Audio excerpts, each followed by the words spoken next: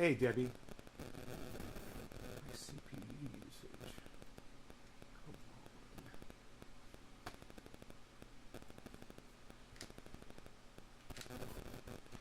on. Hey, Nick, what's up? How are you, bro? Thank you for writing that letter to that girl on TikTok.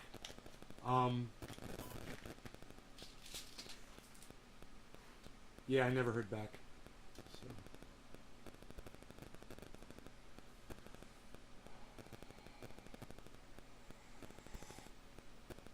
She was fiery though, huh? That girl was amazing. You guys know who Rose McGowan is? Who could tell me who Rose McGowan is?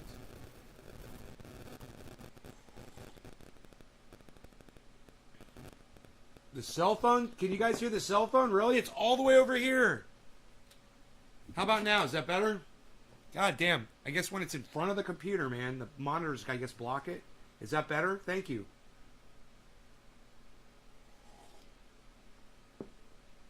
Oh, you just sent it this morning? Oh, cool, bro. I know Rose as an actor. Can anybody name any movies that Rose McGowan has been in?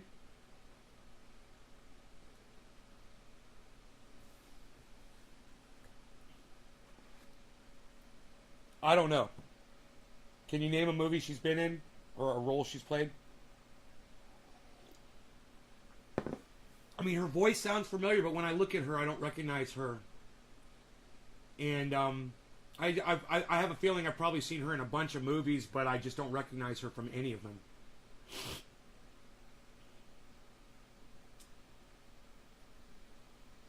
Oh, she was married to Marilyn Manson. I knew I had heard her name before. So, I guess she claims she was raped or something. And she says that, man, I don't know if I heard this right. Did she say that Barack Obama's daughter is an intern for her rapist? Is that what Rose McGowan said? My question is, why would Barack Obama's daughters be working for a fucking rapist? Boom. Shots fired. Karen, hello. Patrick, hello. Hippie Chick, hello. Dommy Dom Dom, hello. Dom says, hi, Karen. He forgot the H. Batten down the hatches here in Texas. Rain on top of rain. Yeah, you guys got that tropical storm hitting you. Patrick John Welder is in Texas. Dommy, morning hippie chick. Tony Long. Hey, Tony.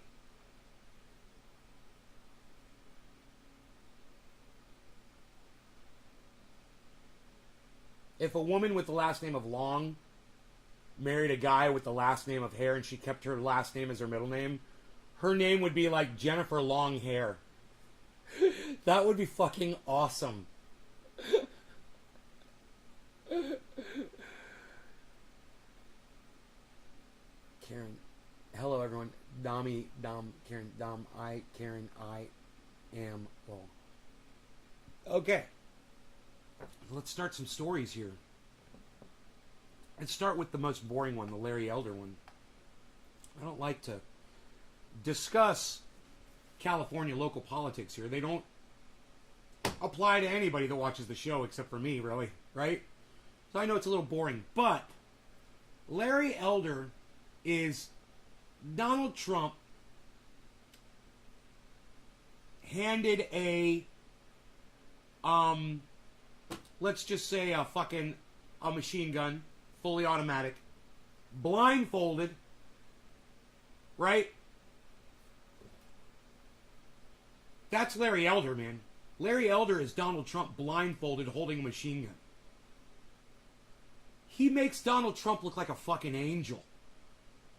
This guy is so bad. And he's a black man that says there's no systemic racism in the United States of America. Need I say more? I mean, I know most of the Republicans out there don't believe that there's systemic racism in America. Oh, but you know deep down that you're a fucking racist yourself, so shut up. Shut the fuck up. I'd beat you fucking in your face right now if I could. You know you're a fucking racist. Of course it's systemic racism in this country. And for a leader to try to get your vote based on that, that's way more than a red flag. That's a flag that's been dipped in the blood of the ignorant. And it's just dripping all over the place. Well, Beeza. I love that bees in the morning. Beeza. Hey, bees. You got your food? You want some more food here? How about some oil on that food? We'll put a little oil. We'll put a little oil. What are you bitching about, Harley? You got your food. Don't even try to come over here and act like you don't have what you need. Everything that you need at your disposal. What? Oh, you did eat all your food. Wow, you're smarter than a human. Look at you. Harley's like, no, I ate it all. It's gone. Give me more now, and I want another flavor, too. Mix it up, bitch. Harley's all like, mix it up, bitch. Let's get that food mixed up, bitch.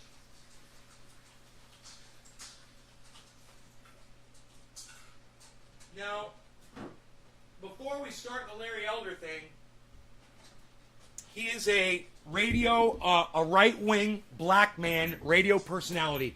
Those of you guys who want to know who Larry Elder is, look no further than Jesse Lee Peterson on YouTube. You guys know who Jesse Lee Peterson is, right?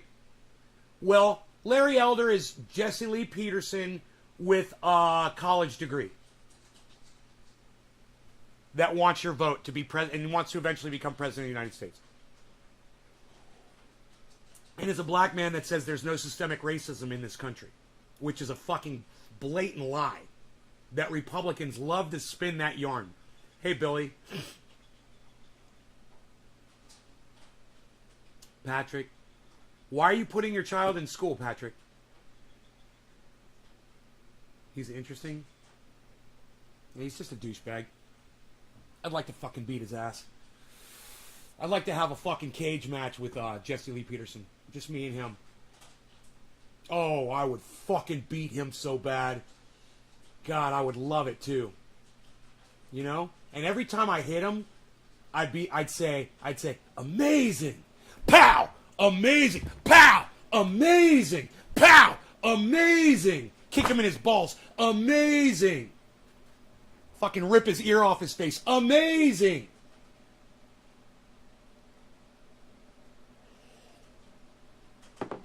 The biggest threat to black people are black people who claim there's no racism here.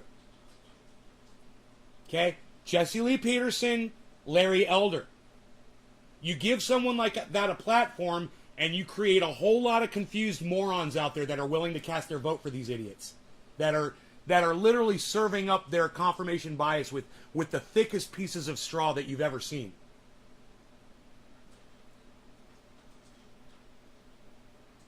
Yeah, pow, amazing, beta, pow, what'd you call me? Pow, that's from my mom. I had problems with my mom. Pow, you know? He's always trying to psychoanalyze everybody. He thinks he's the biggest fucking, the seer of everyone's truths, you know? And you're just like, dude, you don't see dick. You don't even look at yourself in the mirror and see what you are. Oh, yeah, by the way, Jesse, you're black. Just so you know, I thought I'd let you know. Yeah, your skin's black, bro. And we can all see it. You're not a white guy. I'd like to say that to Larry Elder, too.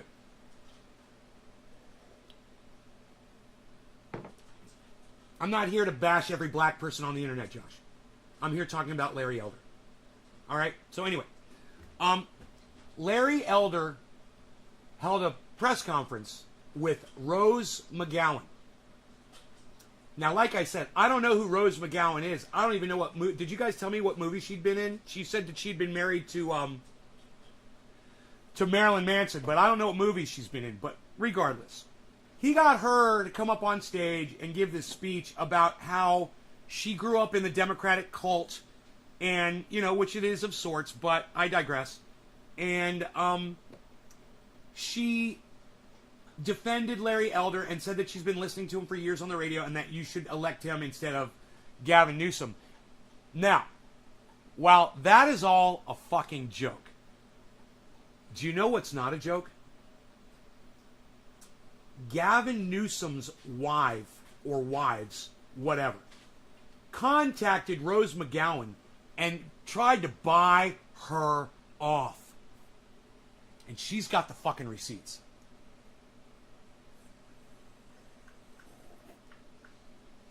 So as much as I fucking hate Larry Elder, and I would love to fucking punch him in his fucking face, his ignorant fucking fat fucking face. At the same time, I just want you to know how ugly politics is. And I want you to know that Gavin Newsom sent his wife to buy off Rose McGowan. What can we do to make this story go away? So I could play you the video, but I can see that just me talking about this for 5 minutes, I literally lost like half of my audience. So to all the people who left because I was talking about it, let me just tell this. You're all a bunch of fucking cunts and go fuck yourselves. And everyone that stayed to watch the boring news that I was talking about, thank you. I love you guys. The small handful of you that stayed, I love. And I appreciate you guys. Thank you so much. If you're leaving this show, you're making a huge mistake because this McGowan thing isn't the only thing we're going to be talking about. We got all kinds of shit to talk about. We're going to be talking about cannabis. We're going to be talking about COVID. We're going to be talking about crypto. We're going to be talking about how awesome you guys are, because you're fucking awesome that you're here. While other people are finding this content boring, those of you that stay and listen and populate my chats, you are my gold, and I appreciate all of you so much. Thank you so much.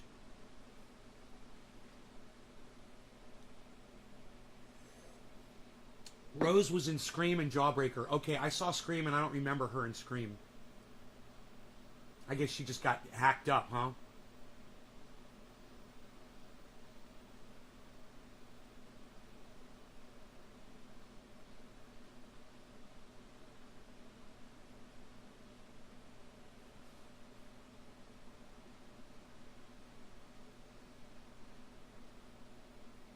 You wish Billy was on YouTube? Billy who? Who are we talking about? Who what?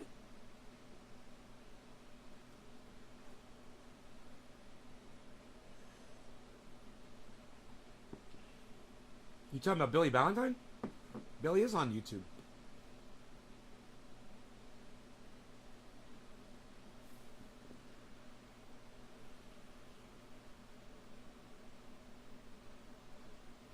Yeah, and the United States covered up the Saudis were connected to 9/11. Because billions of dollars flow into Saudi Arabia worth of weaponry. So we can't say, well, they actually funded the 9/11 attacks, because then that cuts off the gravy train to all of the fucking the politicians that are and all the corporations that are invested in war. Make sense? We don't have to talk about that. But let's talk about Larry Elder, okay? Let's talk about Gavin Newsom just a little bit. All right? I think you guys should just listen to a little bit of Rose McGowan saying what the Newsoms did. You guys should hear this, because I don't think you're going to hear it any other way. You'll hear it on my show, though, so let me get you to that part. And let me make another comment, a couple comments here. Okay, number one. I find Rose McGowan to be exquisitely ugly. She looks like a little pig girl to me. No offense to all the ladies out there. I do not find this woman attractive at all. And her little boy haircut, I don't know what the fuck that's all about. Number two. Larry Elder was so still standing there listening to her that I swear to fuck I was watching on my cell phone. I swear to fuck I thought he was a cardboard cutout, and I thought they just had it there on stage while she was talking. It was hilarious.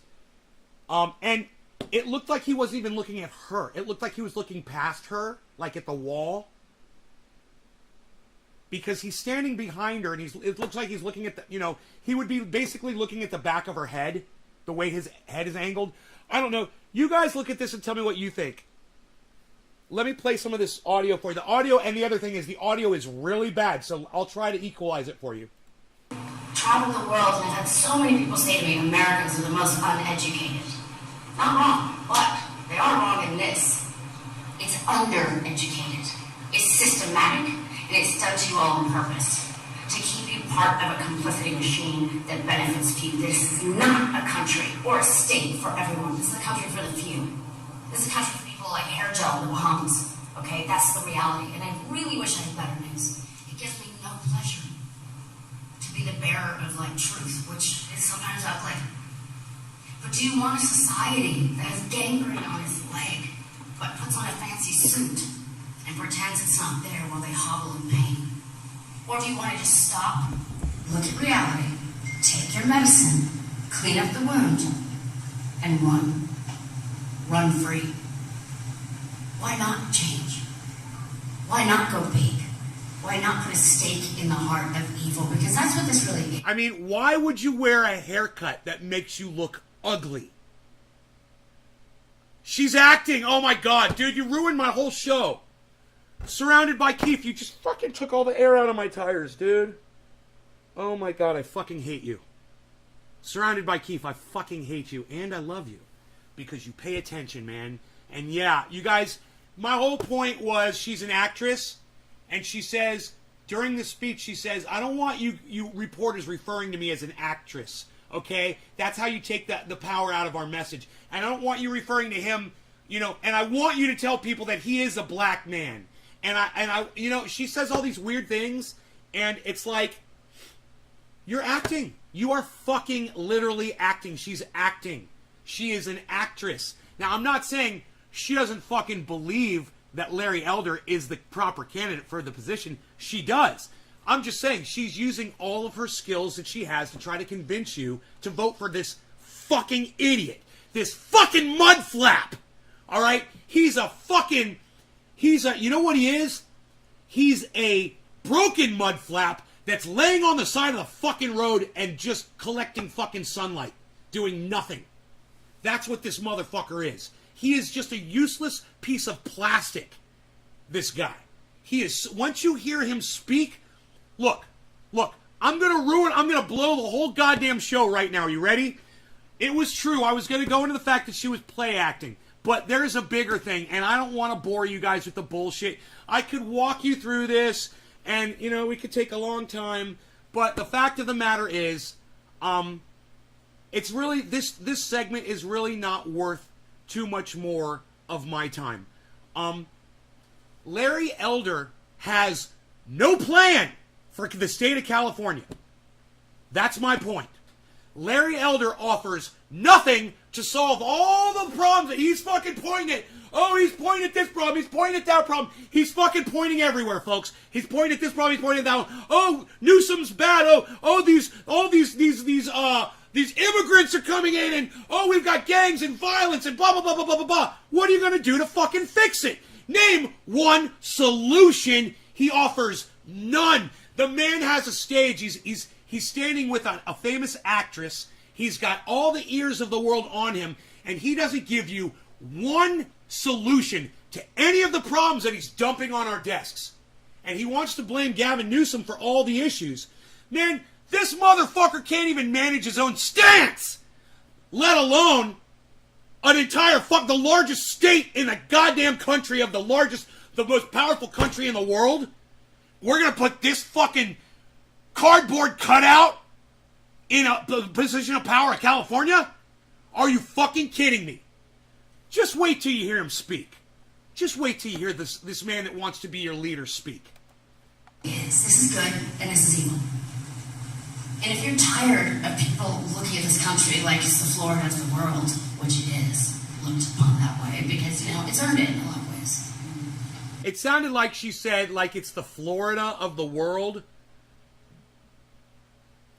I swear to fuck it sounded like she said the Florida of the world. It's hard to hear with this shitty fucking audio. But let me try to play that back. Did she say the floor of the world? Why not put a stake in the heart of evil? Because that's what this really is. This is good and this is evil. Put a stake in the heart of evil. How play acting is that? It's like, was she in like one of those vampire shows? Put a stake in the heart of evil. Are you fucking kidding me, you little fucking play-acting cunt bitch? Get the fuck out of here with your bullshit. Fucking Rose McGowan. What a dumb cunt. And if you're tired of people looking at this country like it's the Florida of the world, which it is, looked upon that way, because, you know, it's the floor of the world? I have no idea what she's saying there. Hippie chick. Okay, I don't know what you're talking about. Couldn't she change out of her Chanel robe, or is she posing as a Star Wars politician? Right? Great fucking choice of wardrobe for the play acting. She must have gone to wardrobe right before the goddamn show started, right? And what the fuck is up with her goddamn Buster Poindexter hairstyle? Dude, I swear to fuck. I mean, no offense, but she looks like a guy in prison who's trying to take it up the butt. That's all I'm saying. In a lot of ways. I know this place has it in it to be better. She's trying to turn California into the next fucking Florida by putting this motherfucker in. You think that Ron DeSantis is bad? Let me tell you something about Ron DeSantis. All right? He might be a douchebag, and all of his policies might be completely wrong, but he knows how to get shit done, and he knows how to fucking work. This motherfucker doesn't know anything about leadership at all. You put this motherfucker in the state of California, and you think California's shitty now? Oh, fucking A, bro. Dude, California would turn into, like she said, the next fucking Florida or Texas. And I'd move back to Florida if this motherfucker became the governor and started making changes. Because I'm already looking to try to get over there. You know, this motherfucker became the governor here, I'd be like, fuck you. Fuck you, man. Oh my God. Fuck that state. God damn. But, not worth my vote. And I'll tell you why. You're like, well, Nay, you're saying all these bad things about this guy. Don't you want to fight? Don't you want to fight? Don't you want to fight? Wait till you hear what Gavin Newsom did. Okay, just wait.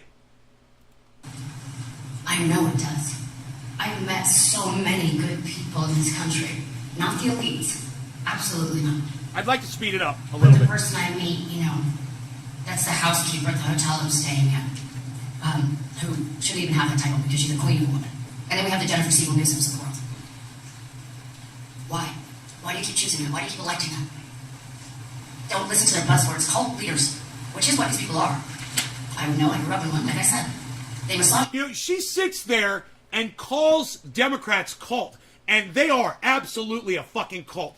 Anybody who can look at Joe Biden and say that he's a great leader, that he's not fucking senile, okay, you're in a cult. All right, you're toting the cult line, fine. But for her to stand there next to that fucking douchebag and claim that she's absolved of being in a cult with the Republicans, that's laughable, man. She missed her calling. She's an actress. She should have been a fucking stand-up comic because this shit is priceless comedic gold. Just like the gold on her fucking little Star Wars gown. Your mind. They keep you in fear. They keep you in doubt. I kind of suspect on the inside that this is all a lie. But I don't want to be the one that stands out, takes it on the chin. Now, I have a feeling that I'm younger than Larry Elder, but I got to tell you, if I was standing in that position for as long as he's doing it, dude, my neck would get so sore. My neck would get frozen. I got to give him props. He looks like a fucking cardboard cutout. He has not even moved a centimeter since she started. She's been talking for 16 minutes. This motherfucker hasn't moved a centimeter. He's only blinked half a blink the whole time. I don't know how he does it. It's like he's like fucking Han Solo in Carbonite. How the fuck is he doing this shit? There's something wrong with that guy. I don't trust him. Anybody who can stand still like that for that long, they're not human, and they cannot be trusted. Well, I'm here to confirm for you it is a lie. There's a he fact. blinked! He And when I blinked! say things, I'm sorry you feel that way. I can tell you how I felt about it. I told you a fact. That's a different thing. Start noticing in your life how many times people will tell you, oh, I'm sorry you feel that way. And start being brave enough to stand out, brave enough to be different, brave enough to challenge. Does it cost? Yes. But if we all do it, it will get so much easier. It will get so much better. I believe in this man because I know his mind, and I would like to think on some level I know his heart. Take away the Republican word. Take away the Democrat word. Okay? Who do you want to govern you? Someone who cares passionately, even though you may disagree with him on some points? Or do you want somebody who's really operating behind the scenes to keep you all in ignorance while they rob the bank and go to the Bahamas? Well, they rob the bank and go to the Bahamas. She makes a good point, and I'll give her that. At the same time, she thinks because she's listened to this guy on the radio for years that he's going to make a great leader, and she's putting all of her eggs in that basket. I listen to the guy on the radio. He's an awesome leader on his radio show. He's going to be able to fucking handle California. Yeah, it was the same kind of thing that people did with Donald Trump. They sized him up based on the fact that he was a billionaire. Oh, well, he's a successful business. He was successful at what he got into. Larry Elder's successful on the radio. That doesn't mean he's going to be able to lead you. And she's taking the air out of her own tires here by saying you can't just trust anybody. Right, and you can't trust Larry Elder either. In fact, Larry Elder says there's no systemic racism in the United States. So, of course, this white bread bitch is going to go along with that fucking narrative. You know? Look how white she is. Do you think she's ever experienced systemic racism in her life? Her little golden look about her, like she's a little golden angel. My money's on Elder. Not very happy because I took that too. Thank you for listening. Thank you for hearing. And I'm really... You know, she looks like, Junior, the dude that plays Iron Man. She just realized that. If she had black hair and she had muscles, she would literally be that guy. I appreciate anybody watching or reading this to think differently. And maybe it's because of that movie, Less Than Zero, that I thought that she looked like a guy that takes it up the ass in prison. I don't know where that came from, man. That is so fucking funny. Now I know. It was completely subconscious, man. Wow, she totally looks like that guy. She totally looks like that guy. It's hilarious. In the face, totally looks like that guy. Could totally be his fucking twin sister. To be brave, do something that's weird, like maybe voting Republican, even though it will feel starting to sell your movie. I felt that way when I first went on Fox News. It's like, weird. I get it, right? And that's okay. Because right now, y'all are in a pickle. It's not going so well here, is it? It's not. I know you can do better. I know you can be better. And I know this... What's Larry Elder going to do about COVID? Oh, remove the mask mandates and send your children back to school. And she's complaining about the way Newsom has been handling COVID? So you're going to let this fucking muskrat, this vermin piece of shit, this Republic garbage cunt fuck, step into Newsom's office and do what? Laugh like Donald Trump? Because that's all he's going to fucking do. He hasn't stated one thing that he's going to do that's going to fix anything in the state of California. Now, I know, let the man speak, right? He's coming up. Listen. Is the person that can push and that I promise you this. We're not going to listen to him for very long, okay? And we're going to move on to the next story. We're going to smoke right now. For all of us. For all of you. Systemic change is what's needed. Go big. It's not going well. So you have a choice. Stay status quo. Or be brave. I vote for bravery. I vote for Larry Elder. She says, you guys want to stay locked up with COVID or do you want to live free and die by your own choice, basically? I vote free. I vote Larry Elder. She doesn't give a fuck about people who have no control over this. You know, hey, if you want to live free and you want to go catch COVID and die, I'm okay with that. I'm fine with that. But isolate. You know, you want to go outside and catch COVID, and once you catch it and you're fucking sick, isolate. We're going to talk about hospital beds here in a minute, okay? We're coming up to a story about that. They're getting very hard to find. But, you know, this mentality that you're not living free if you're wearing a mask, you're not living free if there's a mandate, if you're not living free. Dude, you're not living free if you have to abide by a speed limit on a roadway. You're not living free if you have to wear your clothes in public. You're not living free if you have to, you know, follow any of the societal or legal constructs or laws or regulations that have been set forth by society or the area in which you live.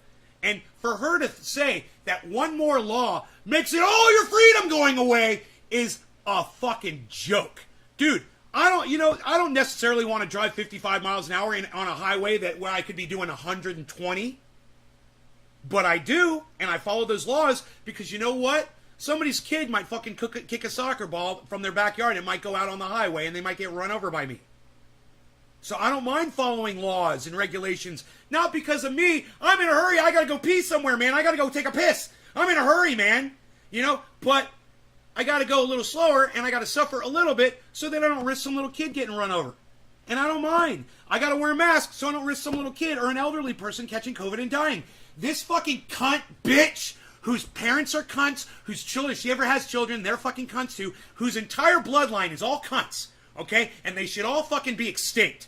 This fucking cunt doesn't give a fuck about you, your family, your children, or your fucking freedom, actually. Because what good is freedom if we're all dead? That's why we wear our seatbelts. That's why we take medicine. That's why you take fucking, I wish I was free from this headache. Go take a goddamn Advil. Oh, I wish I was free from this headache. I'll just sit around and have a headache all day. Go take the fucking Advil. But Big Pharma! Well, I can't help you then. You're only as effective as your own hypocrisy will allow.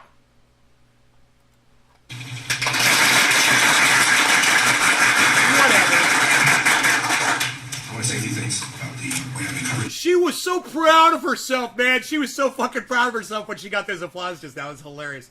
This campaign, the way I've been treated on this campaign, and how critical members of the media in this campaign. Dude, could you imagine 4 or 8 years of trying to decipher what this moron is saying? Now, I understand it's bad audio, but listen to how this leader talks. This is a radio personality? How the fuck can they hear a word this motherfucker says? Have you ever heard of projection? Jesus fucking Christ. No, not projecting your stupid beliefs onto other people like you do, you fucking denier of systemic racism in the United States. No. I mean, projecting your voice. You're a leader. You want to be a president of the United States of America? You want to be a leader of the state of California? Learn how to talk first, you fucking dumb cunt. Jesus fucking Christ. That woman that's half your size just projected her voice 10 times as more powerful as you did. Look how big you are. You have no power in your lungs. You're a pussy. You can't lead me. I can't hear you. If I can't hear you, you don't get to fucking lead me. I can't hear the commands that you're barking at me. Yeah, how's a radio personality not even be able to fucking speak so you can hear him? It's unbelievable. But let's listen to the mumbler. Maybe he's into mumble rap. Snoop Dogg wouldn't like that, would he? Fuck no. Snoop Dogg's like, you hear these fucking mumble raps? I already did this on my show years ago. And I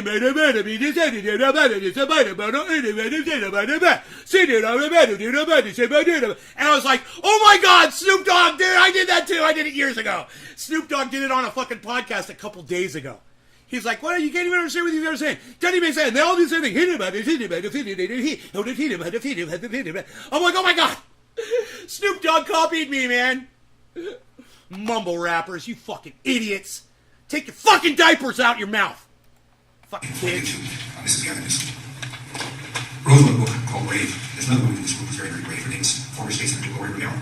She's a Democrat. She's still a Democrat. She didn't renounce the party. She crossed party lines in order to support me primarily because of one issue.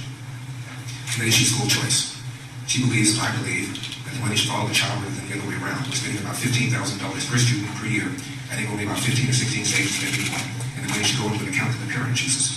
Because she knows, and I know, that the kids living in the city are getting the worst teachers, the worst principals, the worst administrators, the worst outcomes. It almost takes an act of Congress to fire a bad teacher.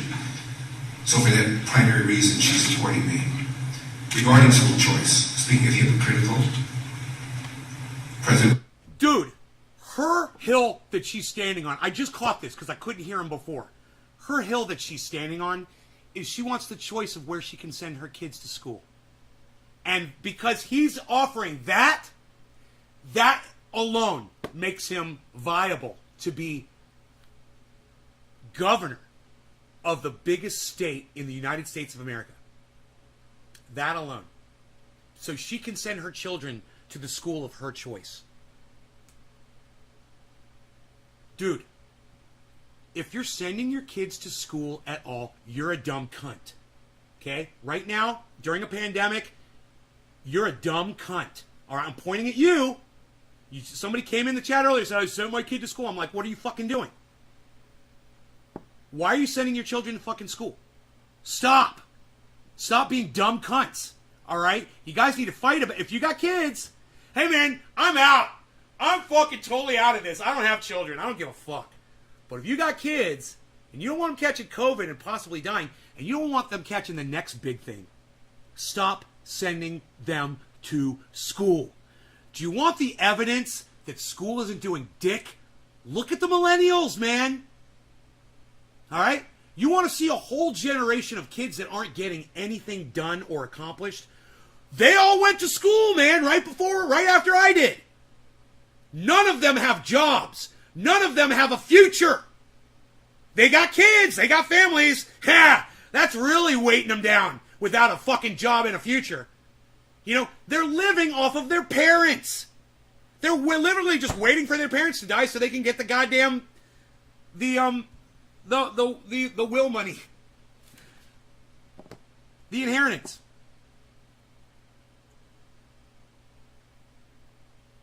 And look, it's not y'all's fault, man. It's not y'all's fault. And I want you to know that. I'm not coming down on you because of that. This is the society we're in now, man. It's basically deconstructing itself right before our eyes. And this is just another aspect. Yesterday we were talking about how bad people aren't getting punished. And that's the gears of society slowing down. Today we're talking about how schools aren't educating your children enough so that they can go get a fucking job. Like I said, go ask millennials. What's your goddamn job? What kind of a fucking job? What kind of pay are you making? What's your fucking pay scale? You know? Are you on salary or are you fucking hourly? Think about it, guys. How volatile is your job? Could you walk out tomorrow? You probably could. They wouldn't fucking miss you. They'll just get somebody else who doesn't need any training to come in and take your fucking place. Right? Think about it. Now, some of you guys have specialized jobs and you guys make a lot of money and you know what I'm talking about. I'm not talking about all of you. But there is a lot of you that never did anything. You guys had hopes and dreams and you put everything you had into those hopes and dreams instead of having a backup plan, a job, a source of income, a garden, food. And that is the downfall of us. That is our fault for not educating ourselves and preparing for what we all knew was coming. And you want to fucking sit here and say, I didn't know. Well, you fucking should have been watching my goddamn show. And you should have bitched at YouTube when they were fucking subverting my goddamn show. How many of you have ever sent a letter to fucking YouTube and told them to stop fucking hiding the goddamn truth from you? So, you know, you're not looking for the truth and you don't want the fucking truth. You don't care about the truth. And if you're going to go ahead after hearing these words and you're going to send your children back into a school that's not going to end up doing anything to them except risk them catching fucking COVID or, like I said, the next big virus that could be deadlier, and it might be your child that discovers what that virus is at the school that you decide to send them to. Your children are going to come out of there with absolutely nothing to show for it. So what good was it?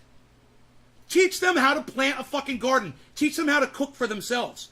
Teach them how to fucking get food, grow food, and eat. So that they can live without depending on other shit. And when you pull the sugar out of their diets, you'll be surprised. You're not going to be so sick. You're not even going to need fucking Medicare for all anymore, man, when you stop eating sugar. The only reason we need Medicare for all is because of all the sugar consumption. Guaranteed, man. Hospital beds would be available all over the place if there was no sugar consumption in this fucking country. And I'm not saying, hey, cut it all off, whatever. I'm fucking eating some sugar right now. I'm saying that when you cut it back, it makes you healthier, and it saves everybody money. It saves the system. It saves everything.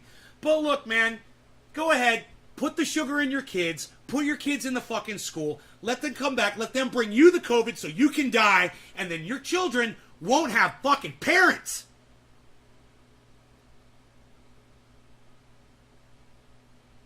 And I have to sit here and pretend like I care.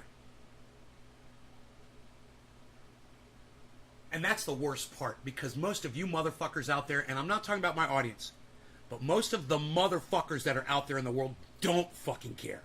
They don't care enough. They're sick of being with their kids. And you know what you fucking realized? You realized that the whole reason you had fucking kids in the first place was because you thought you were supposed to. And you had school to send them to fucking, 5 hours a day or however long kids go to school for every fucking day. And everything was fine. And as soon as that fucking school got taken away and you got stuck with the people that you created all day, you realized you couldn't fucking take it anymore. You know what? It sucks. It's life. That's the way it is. I warned you about this years ago, and if YouTube hadn't been subverting this channel, more people would have been listening, more people would have got this message. I would have probably been a guest on somebody's fucking podcast by now. And more people would be flocking here to hear the fucking truth and pull their kids out of these fucking COVID schools. Right, Billy? Goddamn, I know. No amount of stress and yelling helps a goddamn thing anymore. Right? Right? All right. We've made some really good points. I want you to hear something Larry Elder says. Barack Obama, when he was living in Indonesia, his stepfather was an oil company executive. He attended a private school that was set up for oil company executives. But his mom felt that school wasn't good enough. She sent him back to Hawaii to live with her parents, and he attended the finest prep school in Hawaii called Punahou. He then comes to Los Angeles after he graduates from high school and goes to a fine private school called Occidental. He finishes up at Columbia, another private school. Then he goes to Harvard. His wife, Michelle Robinson, grew up in Chicago, and while she did attend a public high school, it wasn't her nearby public high school because she thought it wasn't good enough. So she got on a bus and traveled miles away to go to high school. The Obama children, Sasha Maria, they attended a private school that was set up for the teachers who teach at the University of Chicago. And then when the Obamas moved to Washington, D.C., Michelle made a big display of checking out the public schools and publicly said she might consider putting the kids in public school right. Put them in, send both friends, the same prep school that Chelsea went to. They cost $40,000 a year. The girls never set foot in a public school. Obama never set foot in a public school. And Michelle Robinson attended a better high school outside of her area rather than to go to the nearby inferior public school. And when Obama became president, he shut down the D.C. Opportunity Scholarship Program that was set up by George W. Bush that gave vouchers to kids 12 through K, which we authorized under President Trump. My point is the Democratic Party has been the principal obstacle towards urban kids getting the first step towards getting to the middle class, which according to the Brookings Institution, which is a left-wing think tank, means at least finish high school, presumably one where you can read, write, and compute at grade level. Hypocrisy number 2. I was interviewed this morning by Garrett, Major Garrett, who's now with CBS. And he asked me whether or not I thought the election results, the recall election, would be fair with our respective results. I've been asked that question a lot about the 2020 election. And I said to Major, just once, I'd like somebody to ask my opponent, Gavin Newsom, does he respect the 2016 election? Because Hillary, for 4 years, referred to that election as having been stolen. Her word, not mine. She doesn't. I want everyone to tell me who this man reminds you of. Not physically, but when you listen to his narrative, who talks just like him about the exact same thing? All the time, never fucking shuts up. Oh, the election was stolen, the election was stolen, the election was stolen, the election was stolen. Who does he sound like? Who does he sound like? Who does he sound like? Who the fuck does he sound like? Who the fuck does he sound like? Who the fuck does he sound like?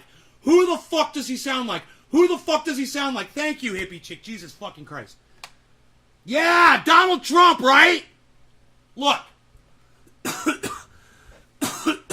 Remember when Donald Trump told California that he wasn't going to send fire assistance because they didn't vote for him? I do. Imagine this motherfucker becoming president of the United States. He's still talking about the 2016 election, guys. Last I checked, it was 2021. This motherfucker's talking about the 2016 election. That it was fair, but that Hillary Clinton complained about it for 4 fucking years. to say it once or twice or 3 times. She said it constantly. For the entire 4 years of the last administration, she referred to it as stolen. She referred to the former president as illegitimate, not just once, not just twice, constantly, to the point where 2/3 of Democrats falsely believe that the Russians changed vote tallies, even though the Senate report found no such evidence. Russians tried, but they found not a 0 vote tally was changed yet. 66% of Democrats falsely, incorrectly, wrongly believe that vote tallies were changed by the Russians. The Senate report also found no evidence one way or the other whether or not the Russians changed the outcome of the election in 2016. According to Gallup, 78% of Democrats believe... What are you gonna do for the state of California, you stupid fucking muskrat bitch? God damn this fucking idiot. All I can think of are little vermin scampering around. The Russians changed the outcome of the election. Yet nobody ever asked Gavin Newsom, does he believe, as Hillary believes, the election was stolen? And if he doesn't believe that, no one ever asked Gavin Newsom, do you believe her social media platform should be shut down for promoting the so-called big lie about the 2016 election? Hypocrisy number 3. The other day in Venice, at a homeless encampment, some white woman in a gorilla mask threw an egg. McDonald's Trump. It would have been major... I like that. McDonald's Trump. You're right. How did we miss that, Billy? We're idiots. That's why. We're fucking idiots, and that just proves it. We had 4 years to come up with McDonald's Trump. Dude, Google that shit. I bet you it comes up. I know somebody has thought of McDonald's Trump. I know. Google that shit. It's going to come right up. I promise you. McDonald's Trump. Oh, somebody came up with that. Especially after that whole McDonald's thing with the fucking military, dude. Or the football team.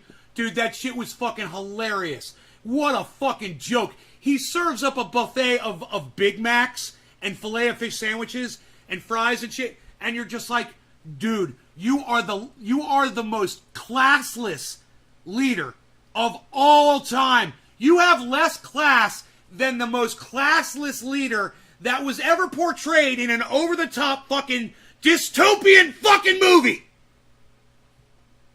So little class. Donald Trump has no class. Only the person with the least amount of class in the world would serve McDonald's at the fucking White House.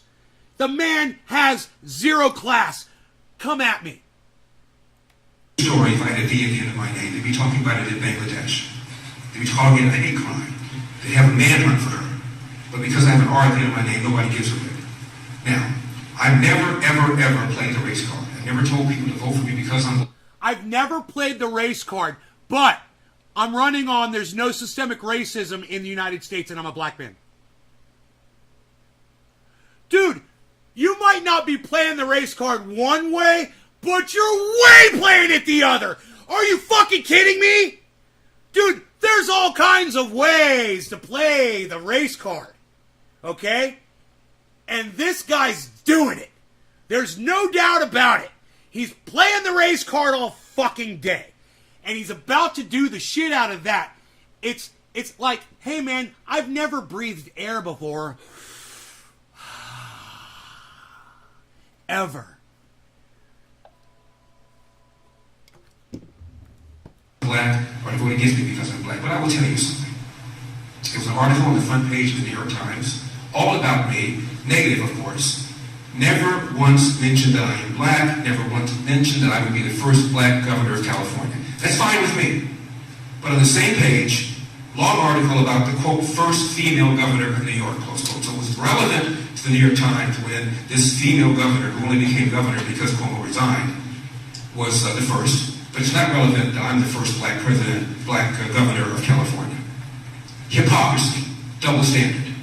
Now, I was accused of sexism because I wrote a column 21 years ago where I was quoting a study from the University of Pennsylvania in Annenberg, where they asked women 25 questions and men 25 questions about politics. And it turns out men knew more than women did in 15 of the questions. They knew the same in 9, and women knew only more in 1. And I quoted a female professor who's still there, and she said the reason women knew less is because they get their primary source from local news. My apologies to people here from local news. And she said, and I quote, watching local news makes you dumber, close quote. I didn't say it, she did. And all of a sudden, I'm sexist and I believe that women are less intelligent than men. You didn't? I've written 1,200 articles. I've written an article once a week since April of 1998. I wrote about the fact that women make more money than men, young women do.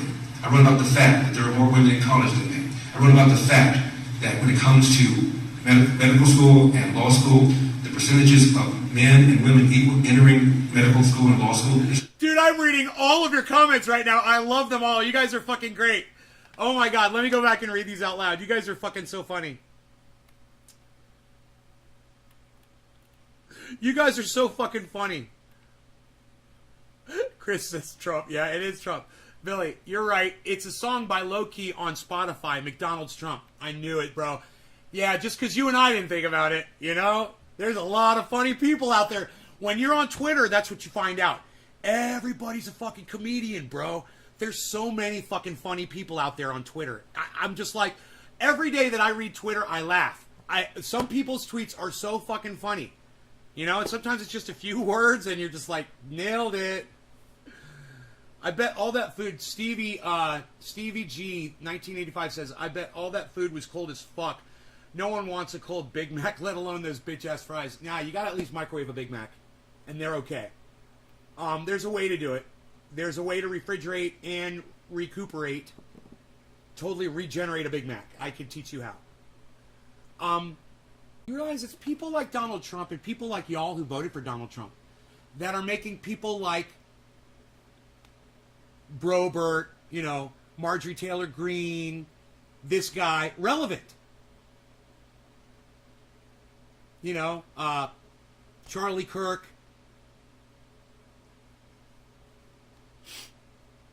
When you guys vote for Donald Trump, you vote for idiots like this. Both of these cunts right here. When you vote for someone like Donald Trump, this is what you vote for.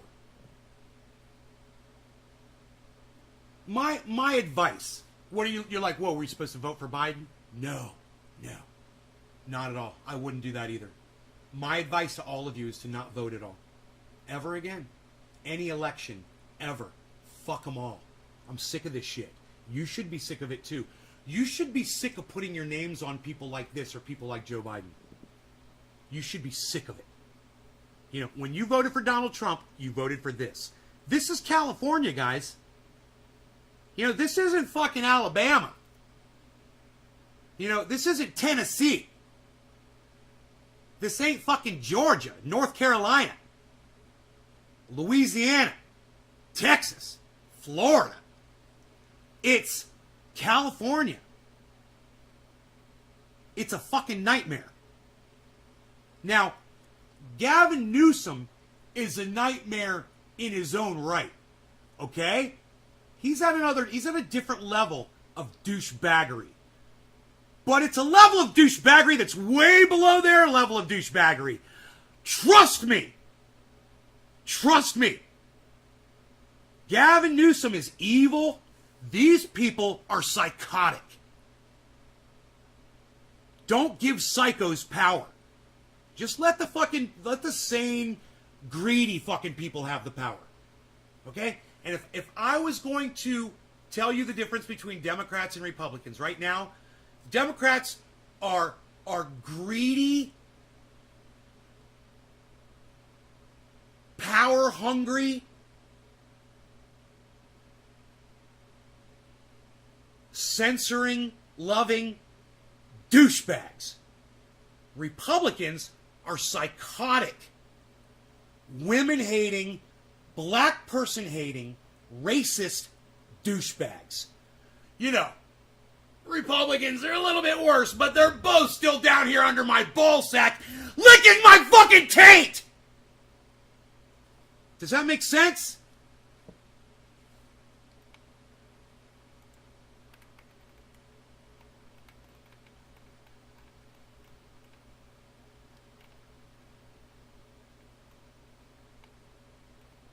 Oh, that's low. Dom. Billy, why is she standing like there's a mark on the stage at a Game of Thrones production? Dude, I was like, she looks like she's standing like,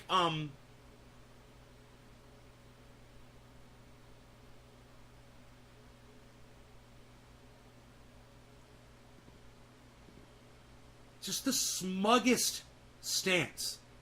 of all smugness. It's the smuggliest. Smugly. Smugly. Dude, I'm great. I'm fucking great. I'm fucking great, man.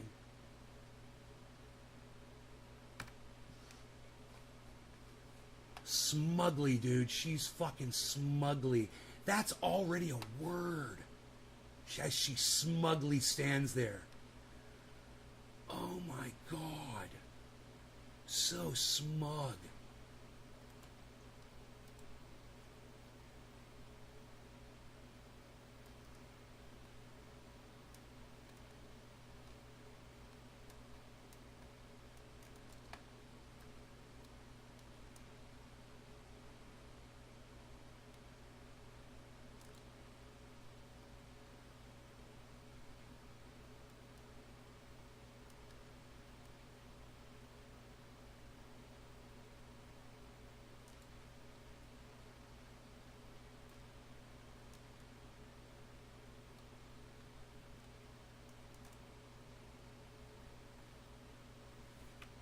All right, I just had to get this. All right, save as smugly. Smugly. It's a great word. Why is she standing there like Mark on stage at a Game of Thrones production? Steve running it. He had a boxing match on 9/11. What a dignified piece of shit. He had a boxing match on 9/11.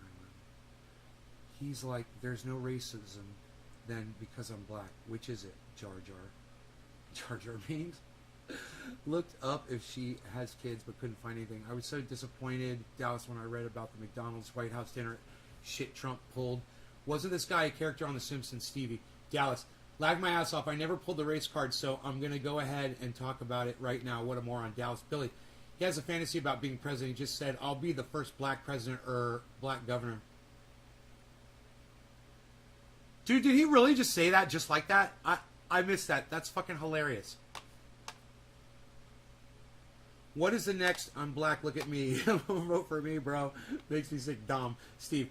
Elders conservative radio host on AM 64 KFI here in Los Angeles. Steve running. John. Anyone? Doc. Hey, I'm buffering. Look at this. I was buffering. Thanks for telling me. Yeah, buffering. Okay, Steve running. Let's discuss the logistics of reconstituting the fresh flavor and taste of a cold Big Mac. We can do that. It's easy. Look.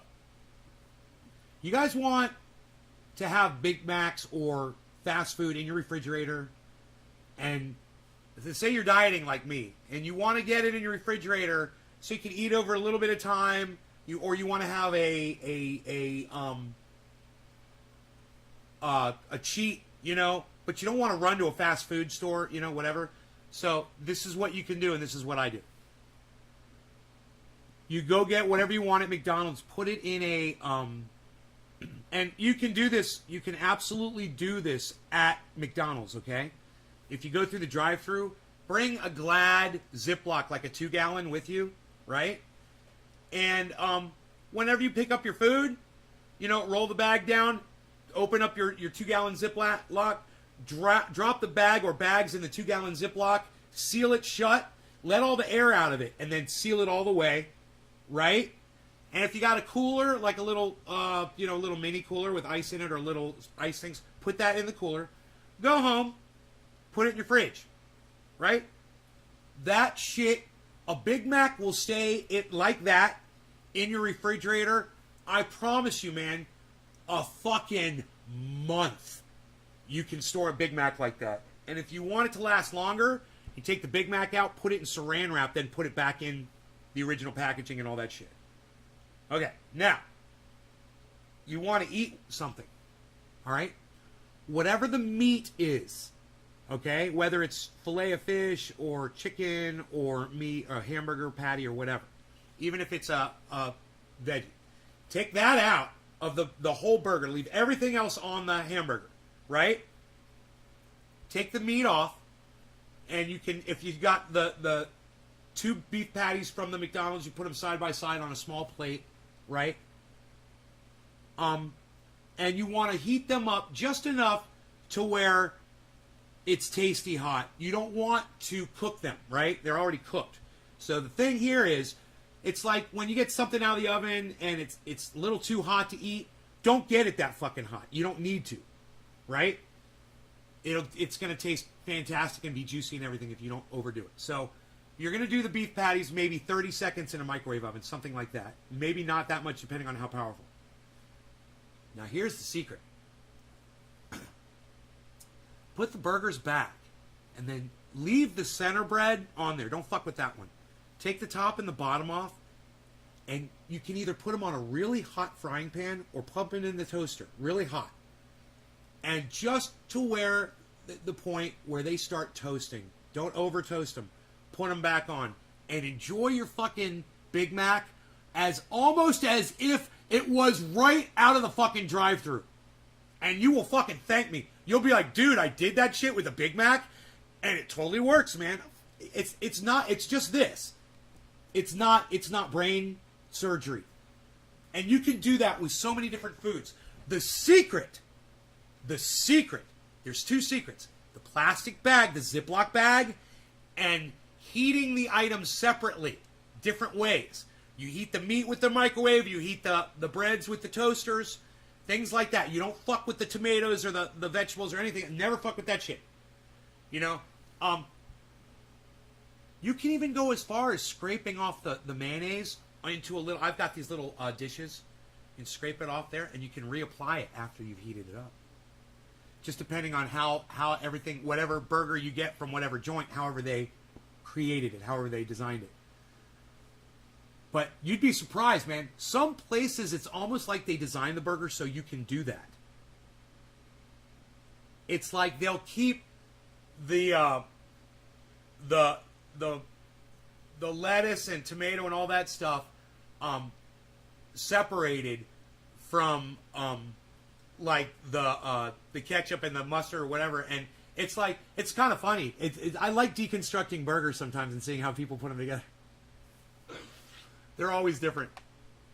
So that's Dallas. Thanks for asking. That's how you reconstruct anything, any kind of fast food. Or you guys listen. Do you know how much food is fucking wasted from people that go to a restaurant, they have leftovers, and they leave it in the original leftover or a pizza? You leave it in a pizza box. Dude, pizza box is a fucking scam. Think about it, people. What are you doing, you indoctrinates? Everybody takes their fucking pizza, leaves it in the box, and slides the box on a tray in the refrigerator designed to hold your pizza box. Don't do that. Take that pizza box and throw it away. It's designed to ruin your pizza. Listen, as soon as that pizza is cool enough to put in a 2-gallon plastic bag, take the slices of pizza, stack them on top of each other. You can even face them depending on the type of pizza they are. Stack them up, put them in a 2-gallon or a 1-gallon Glad Ziploc, close it down, push the air out of it, lock it down, put it in the refrigerator. Your pizza will be... and use the toaster oven to re-toast your pizza. And your pizza will be fucking... Don't overheat. Okay, get it just hot enough to eat to where the cheese is just bubbling. Boom. If you see oil bubbling on top of the pepperonis, you're good. That's it. You're good. You can do it with pizza. Don't use these fucking pizza boxes, man. You put that in your fireplace. You know, don't use the fucking pizza box. And don't use these fucking styrofoam, take home to go, little duck, whatever. Tin foil, yeah. If a place puts something in tin foil, you can use the tin foil. That'll keep your stuff for a real long time. It works really good, as long as it's sealed properly. The thing is, air is the enemy. So the plastic bag, you keep that air out, man.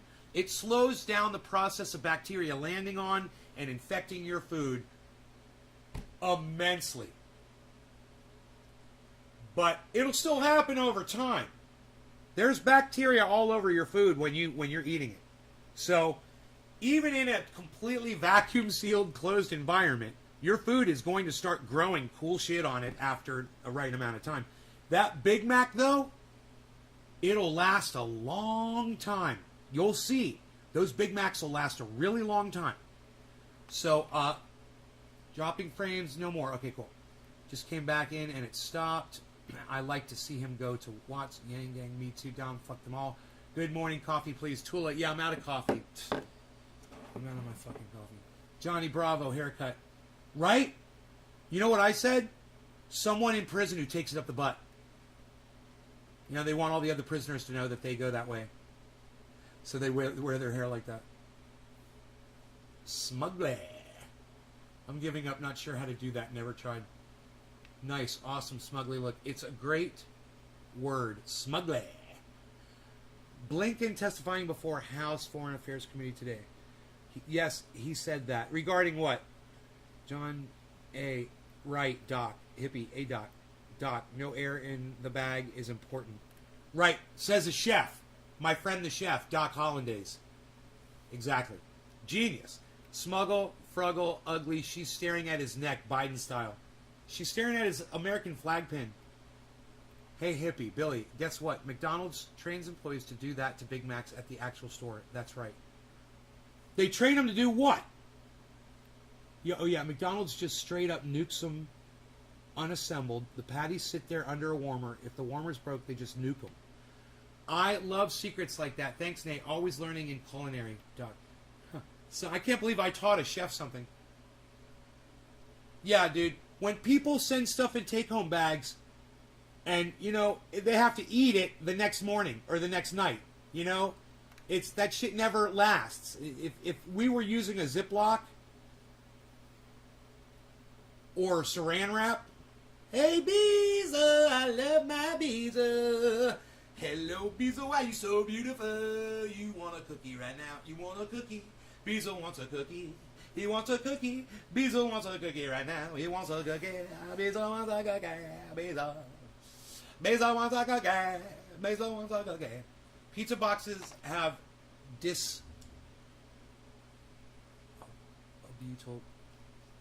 butyrylate, which is harmful to your nuts and ovaries.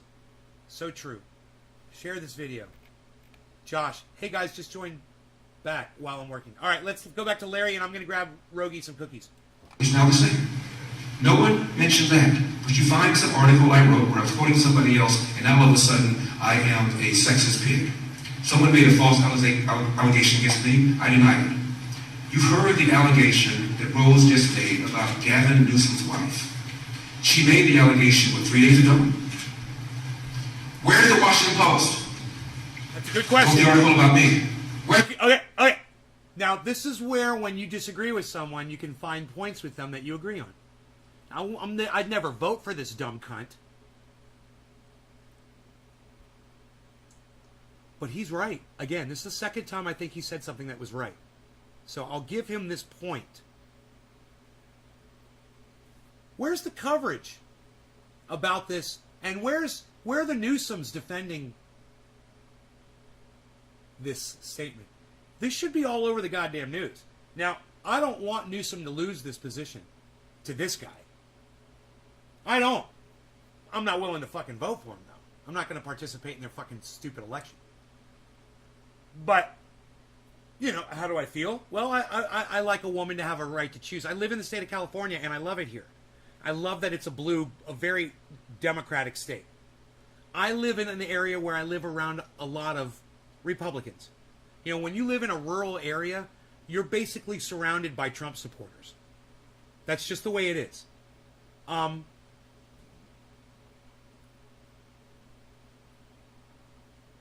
But they know, all of my Republican neighbors know, that they are vastly outnumbered in this state as far as being Trump supporters. They're vastly outnumbered. And while I might just be a shining little star, you know, in a fucking galaxy out here of Trump supporters, as soon as you get outside my fucking county, you get to Sacramento, you get to concentrate in San Francisco, go down to Los Angeles, San Diego. Oh, bro. You know, the numbers don't lie. California is blue. This is a fucking joke. You know, this is a fucking joke right here. One of the reasons I'm covering it is because this is a fucking joke. But what he just said, not a joke. Not a joke at all. Very serious. And the fact is, the Newsoms are corrupt. This fucking proves it. Where the fuck is the news coverage on this shit? Why am I the guy, the crazy guy on the hill smoking cannabis, Why am I the guy that's exposing it for you? Where's the New York Times? You know, and I do believe this came from Forbes magazine. I do believe this video is a Forbes magazine video. Wrote the article about me. Where's CNN? Where's Politico? Where are you? If this had been made about me, my girlfriend standing over there, if someone had said my significant other contacted on behalf of Attorney Boyce, who's Harvey Weinstein's lawyer, and called Rose McGowan and said, what can we do to make you go away? What can we do to make this happy? That's all you guys will be talking about between now and the end of my campaign. This is a double standard to which I've been subjected to my entire time, and I'm sick of it. And you ought to be sick of it. Where's your integrity? Where's your fairness? Now, what Rose said about Gavin Newsom's wife is a bombshell. This is a man who the other day, because he was trying to do a counterpoint to me, women are smarter than men. Women are more... Josh, what I recommend you do is you clone those branches, all right? Cut them off at the base, right?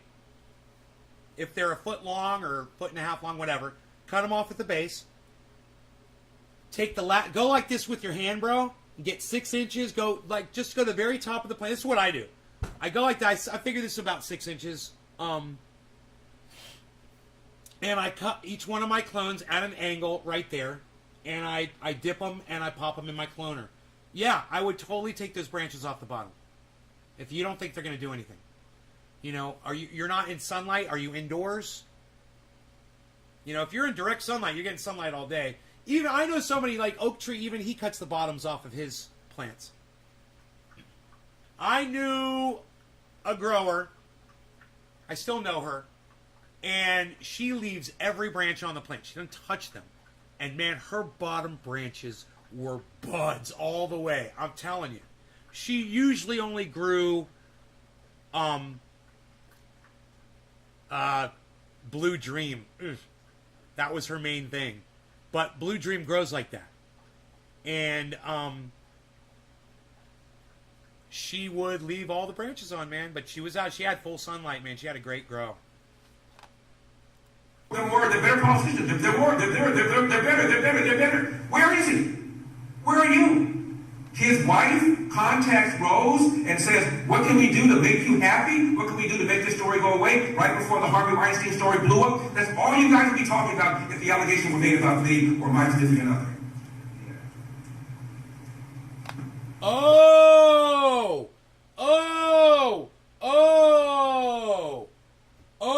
Okay, I misunderstood that. So I guess the Newsoms contacted her back then and tried to make that story go away. Dude, were the Newsoms trying to cover for Harvey Weinstein? This is fucking gigantic. This needs to be all over the fucking news.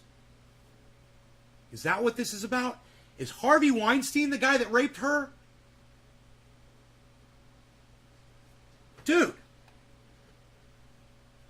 Dude, we need to get this fucking story straight. Harvey Weinstein, Rose McGowan.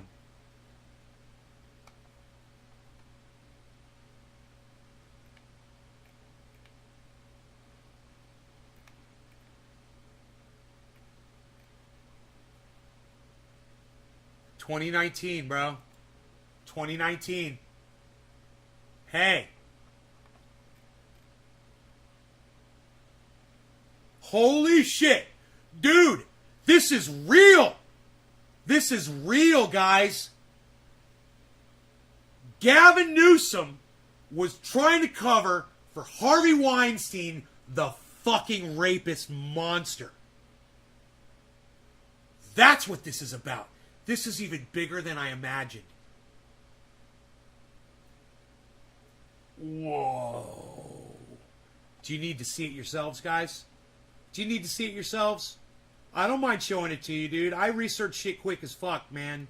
It doesn't take me long to Google something, and it shouldn't take you long to Google it either. Boom shakalaka. Bad out. Let's get to that headline. Harvey Weinstein scandal. Who has accused him of what?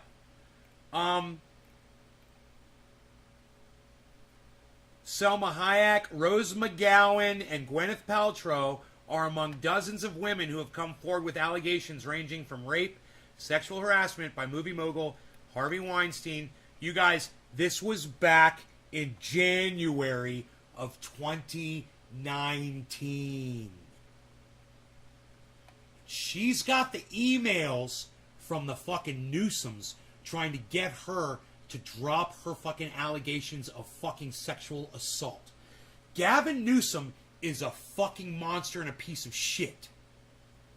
Understand, these people are too.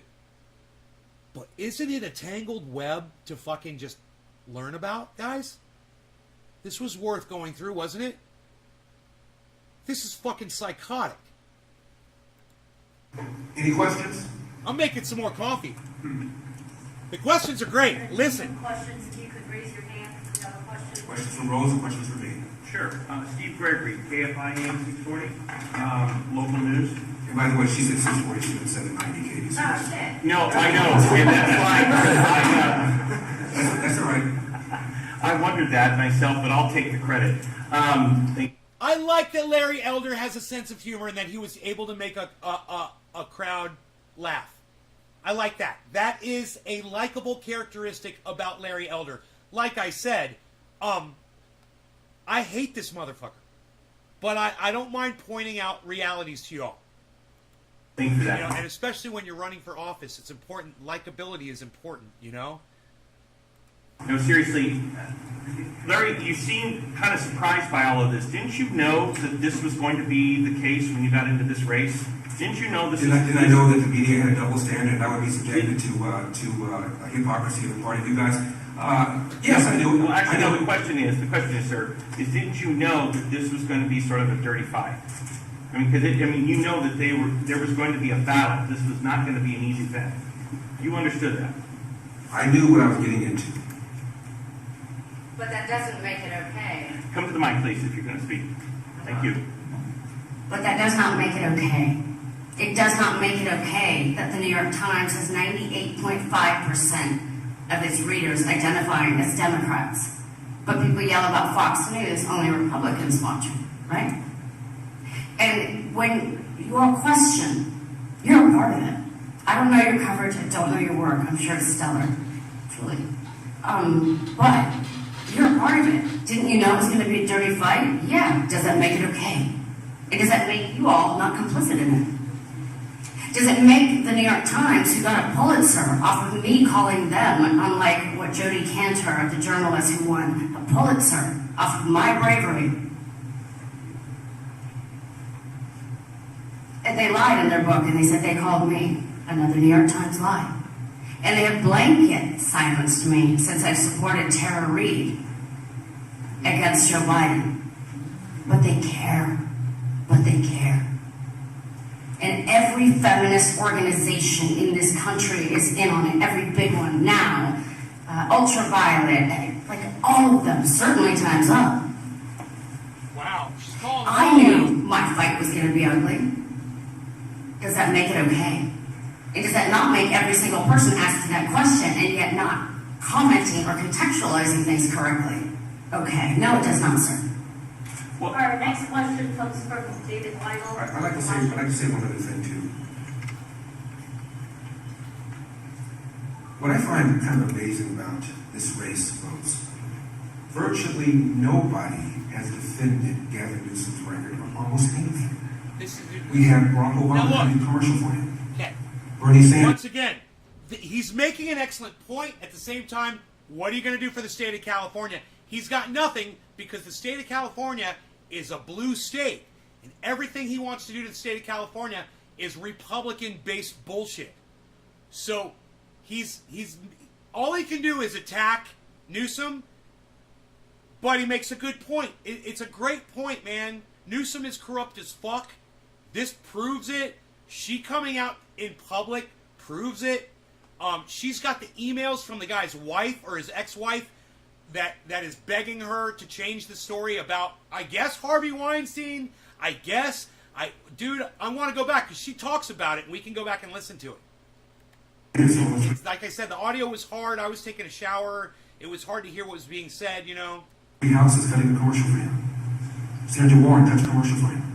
And nobody utters the following words. Gavin Newsom has done a fine job for the people of California. Crime is up.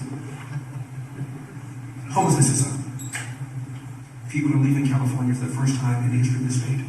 We're 170 years old. This has never happened before. And when people making between 50 and 100K leave, the number one reason they cite, they cannot afford the price of a house. More businesses have left in 2021 than have left all of last year, and the rate at which businesses are leaving is twice the rate of the last 3 years. We have the highest state income tax in the nation, 13.3. And it's the biggest revenue stream with California, the income tax. 1% out of 40 million people in California pay half that state income tax. And they're leaving. And they're taking their tax base with them, leaving less money for fire suppression, less money for schools, less money for roads. The man has mismanaged before us. We're having rolling brownouts. I can't think of any front. The declining quality of public education, the rising cost of living, the rise in homelessness, the way he ignored signs to shut down this state, his forest management, rolling brownouts. I can't think of any front at all where this man has done a good job. And you guys want to talk about other stuff. And that's because this man, Gavin Newsom, has been able to switch this thing from a referendum on his behavior, his governance, into a Republican takeover. As if that has anything to do with crime. As if that has anything to do with homelessness. As if that has anything to do with the outrageous cost of living. The average price of a home in California is now 150% more than the national average. 150% more. If you look at the percentage of people living in LA who are black and in San Francisco who are black over the last 20 years, it's declined. Primary reason, the price of a home. The state's in trouble. And forget about all these right-wing conservative talking points. There's a left-wing magazine called The Atlantic. A few months ago, article, The California Dream is Dying. All the things I talked about. Declining public schools. The stranglehold environmentalists have over Sacramento. High cost of living. High homelessness. The California Dream is Dying. I urge you all to check it out. Every single talking point I've made has been made in that magazine, and these are not Republicans. So she's been busted lying about being...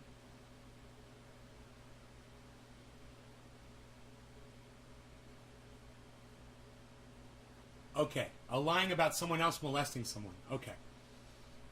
But it wasn't her. I gotcha. So she's not an honest, trustworthy person either. This is just a fucking show, isn't it, Billy? It's just... It's like... Come and see the show! Come and see the show! Come and see the show! See the show! You know, it's just like... Next question, David Michael. It's a fucking show. Thank you. One question for Rose. You described emails and phone calls. You talked about receipts on Twitter. And it's a...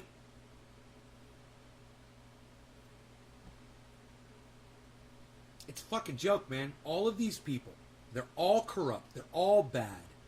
And they're all in it for themselves. You know? Are you willing to produce, show the email to the press? And I have a question for Larry separately. Ms. McGowan described why she thinks this is a voting issue. Could you expand on why Gavin Newsom's name is on the ballot but not in the way? Could you expand after that question on why this should be a voting issue for people who sometimes separate a spouse from a candidate? Well, I'll take that one. Is that okay, Larry? Yeah, I'll tell you why. You don't think Jennifer Siebel Newsom went home that night after first making contact with me and talking to her husband. And if her brother-in-law is Schiller, Boyce's partner's son... And you know what? She's published the emails. She's published the emails to the, I believe, the Guardian, she says. That makes him the brother-in-law of Gavin Newsom. They'll probably be coming out tomorrow or today. Okay, Obama's daughter interned for my rapist 2 months before I exposed him in the New York Times. They're all in on it. And you know it. That shit's gonna be trending. That's a disingenuous question, friend. I'm checking Twitter right now. The receipts, yes, I sent the emails to Politico this morning. Those are all screenshots of her emails, the ones I posted. There it is. I just didn't put in, like, her name on it. But those are not me writing out anything. Those were the actual emails. But I can certainly, and have. I sent them to Politico this morning. I challenge you to put them in. I challenge you to cover it. And I challenge you not to refer to me as an actress and not to refer to him in a dismissive way. As a Republican. Please. We need you. We need all of you.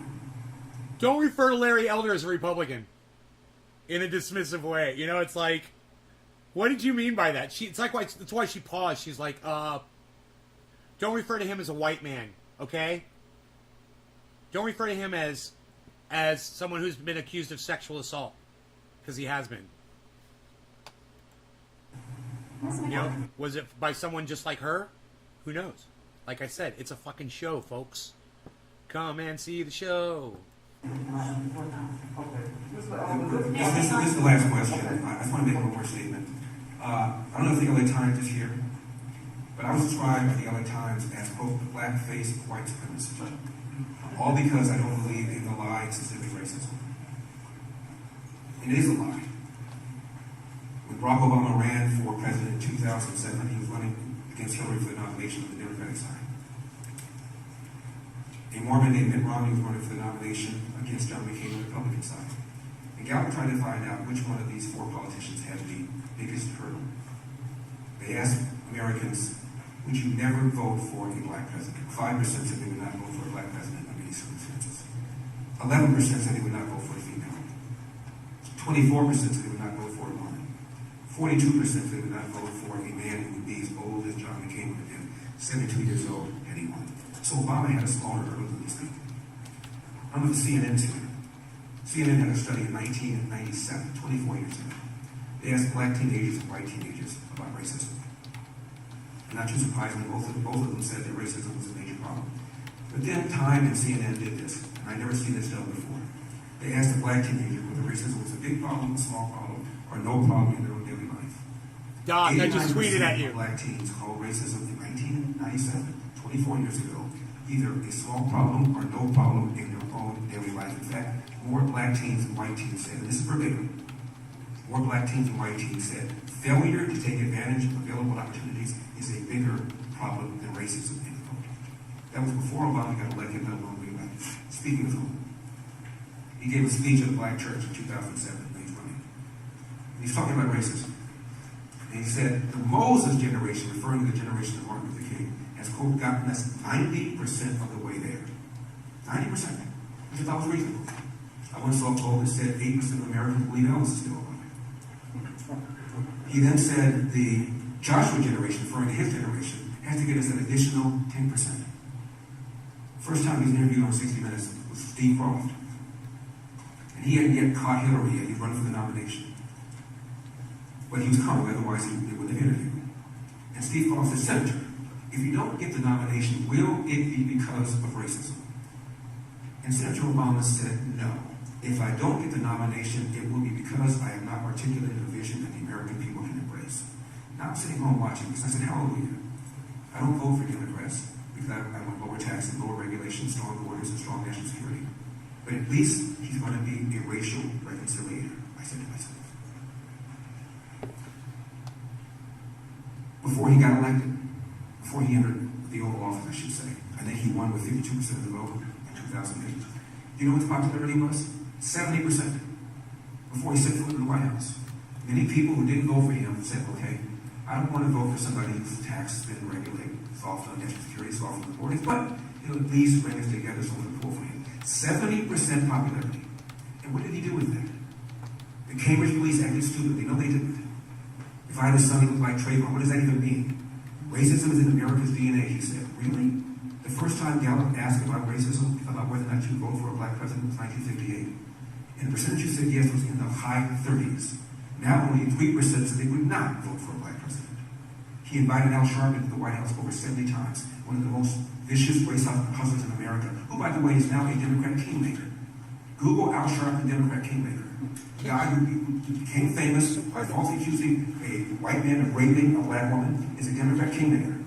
A man who was in the thick of Crown Heights in 1991 and said to Jews, if you want to pin your yarmulkes on my head, on your head, come over to my house, let's get it on. He's a Democrat kingmaker. It's so hard to hear. A man was in the streets of Ferguson before 1 minute was taken, one word of testimony was taken, yelling, no justice, no peace. He's a Democrat kingmaker. You ought to be ashamed of yourself. Obama had a great opportunity to bring us together.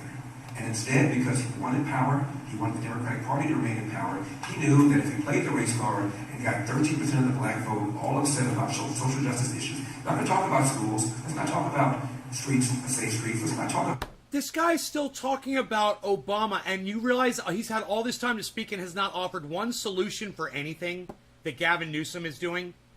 He's got no solution for anything. Hey, what's your solution for the fires? What's your solution for immigration? What's your solution for schools besides letting parents send their schools all over the fucking state wherever they fucking want and making a goddamn mess of everything? You know, instead of just improving all the schools. You've got no solutions and you've got no platform. What are you standing on? Newsom bad? That's all you've got? Newsom's way better than you, bro. More than I have a job. Let's talk about racial justice. You have to prove to people why you're a better selection than Newsom. Dude, if this guy were to win this election, I think I'd be in so much shock. I don't know what I'd fucking say. I'd just be like, well, I guess I'm going back to fucking Florida. Fuck this state. You know what's funny? It's like you're surrounded by a bunch of Republican neighbors, but they all love you, and they all know that you're not one of them, and they all know and do know that they can rely on you whenever they fucking need you. And when they need something, you're the one they fucking call. The Democrat. You know, not the Democrat, but the liberal, the fucking not even a liberal anymore. They all think I'm a fucking Democrat, though. I guarantee you, all of my neighbors think that I'm a fucking... They probably think I voted for Joe Biden. Because I'm positive they know how I feel about Donald Trump.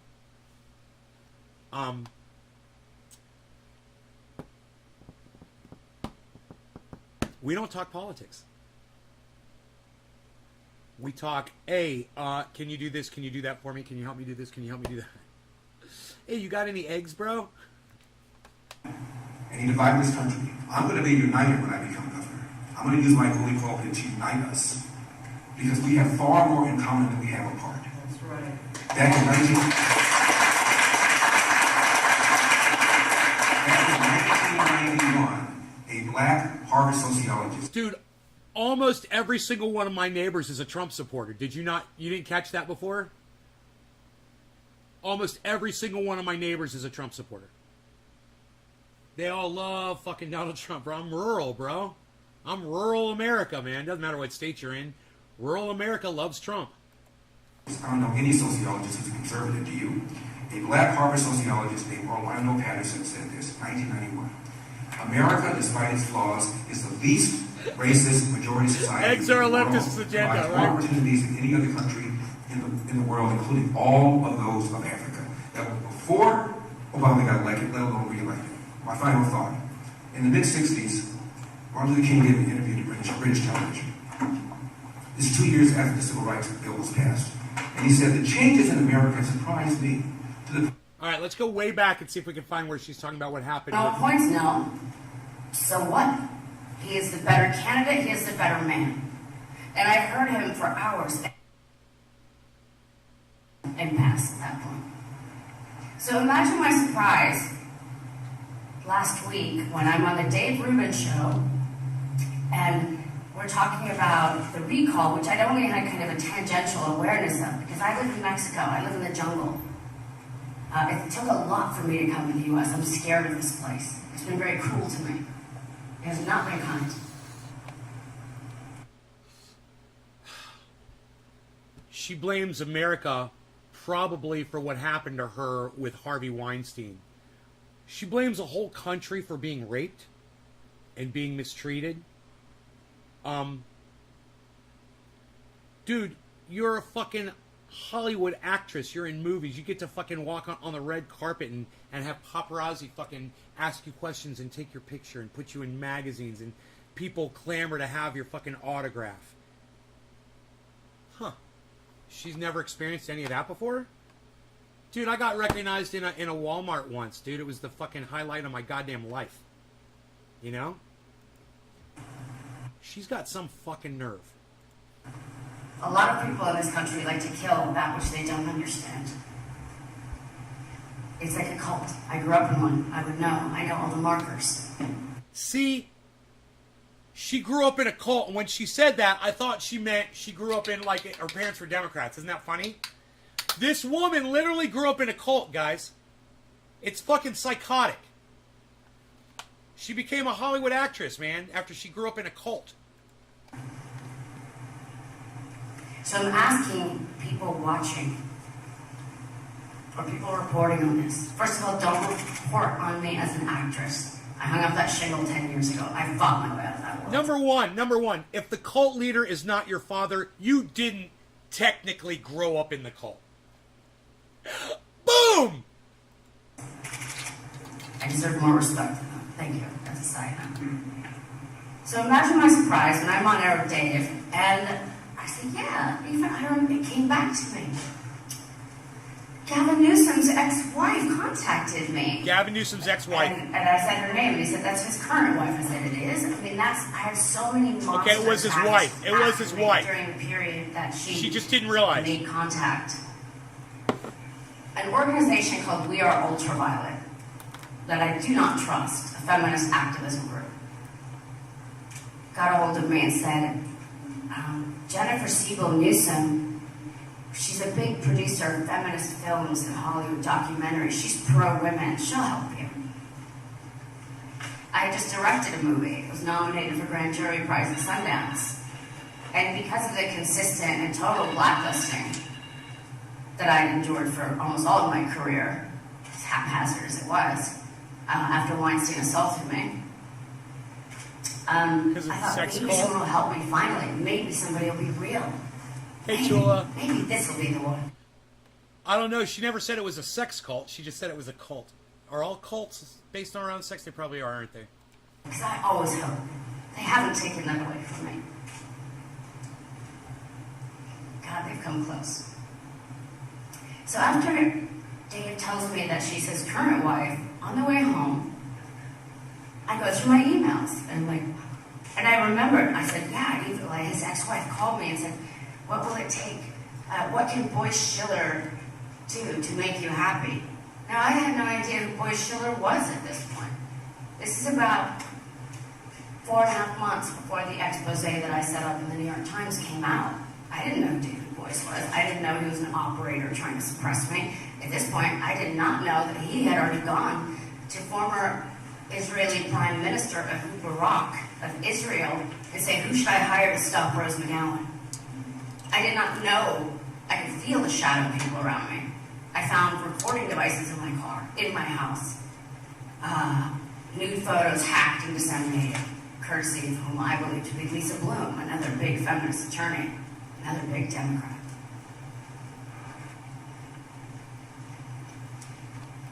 If she really found recording devices in her car, I hope she documented all that shit. I hope she's got all that as evidence. I hope she's got photographs of it. That's all I'm saying.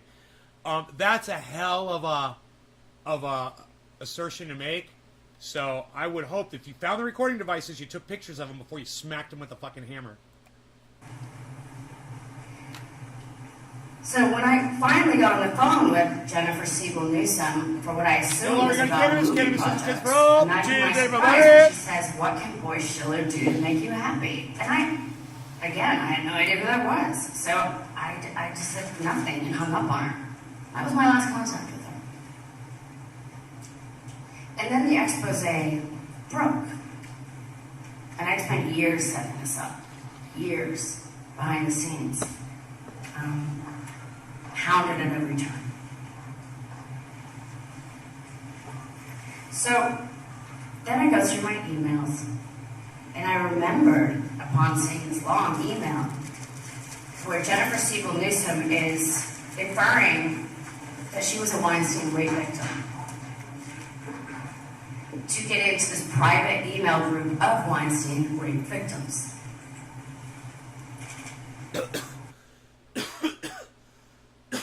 Man, I wish Graham Elwood was here. Because this right here plays, you guys can tweet this at Graham Elwood. This plays into everything he says about there being a giant cabal of pedophiles and rapists. They all support each other, and they're all tied into the fucking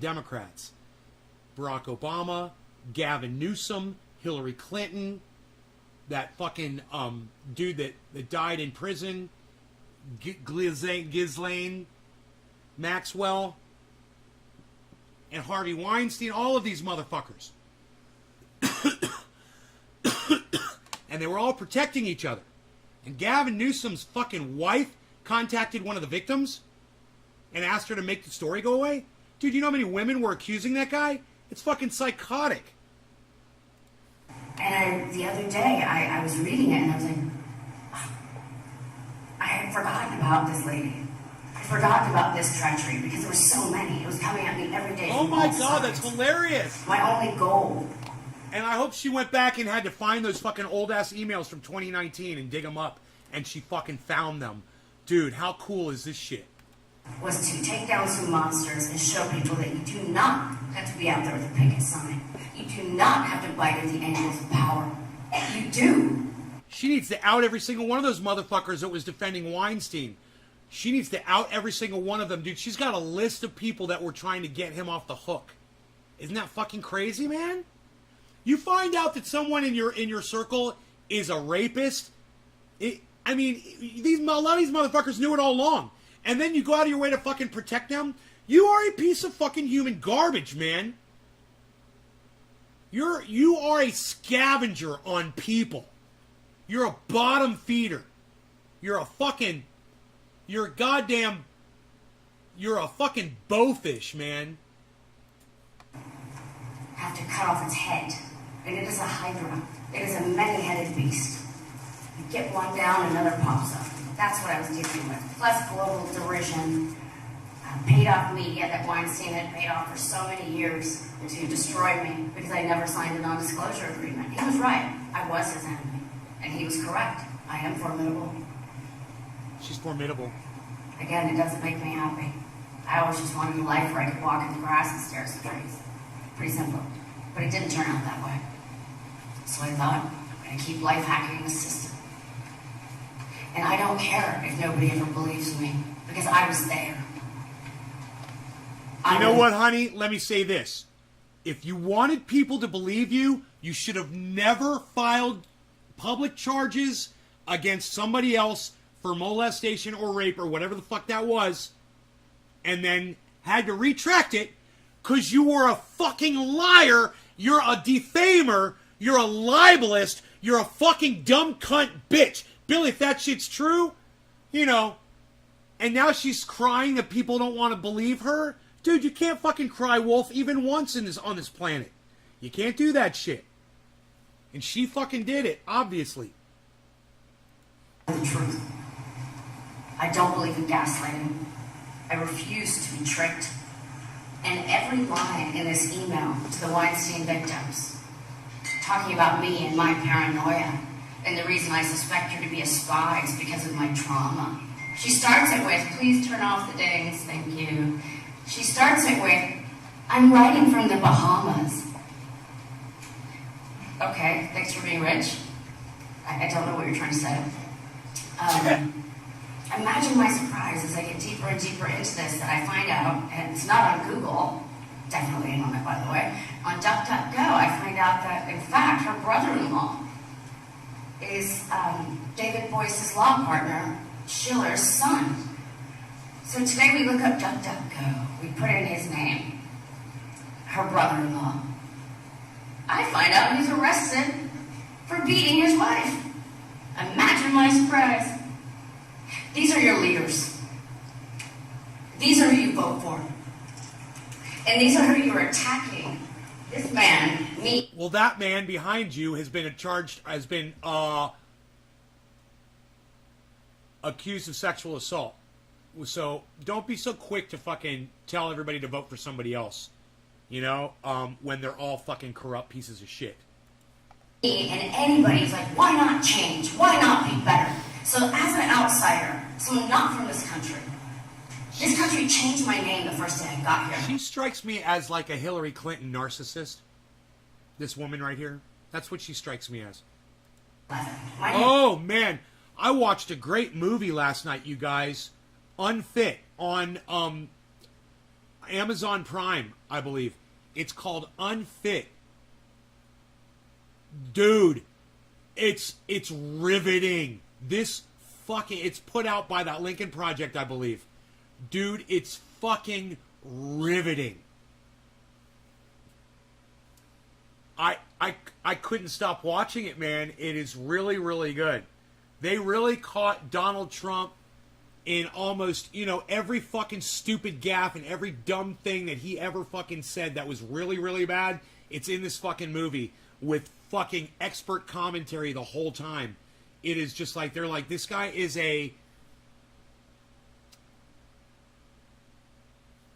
it's a something narcissist.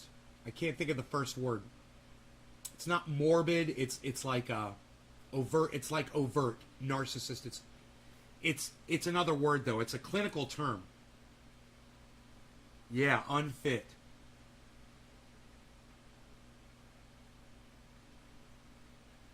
None of his kids are in the movie the whole time. You don't see his kids at all. A malignant narcissist. Thank you, Tula. They have these professionals, these clinicians, psychologists, psychiatrists, whatever they are, whatever their specialties are. They're in this movie. And they're like, oh, he's a malignant narcissist. And they give you all of the evidence and all, man. They get into Mussolini. I didn't know anything about Mussolini. Oh my God. You guys, do you know what's crazy about Mussolini? When he used to fucking stand out in public in front of people and, he would do this. He would literally stick his nose up in the air like Donald Trump does. His ex-wife,